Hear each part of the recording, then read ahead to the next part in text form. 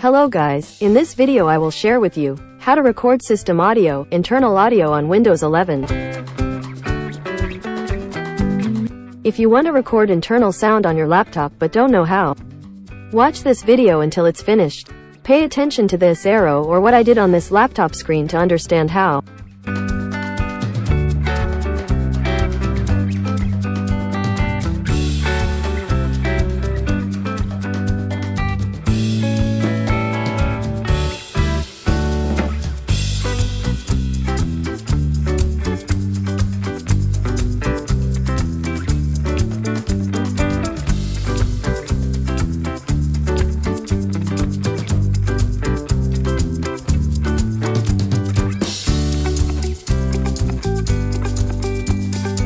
Make sure Stereo Mix is active to record internal sound on your laptop. If it is active, you can try recording the sound coming out of your laptop.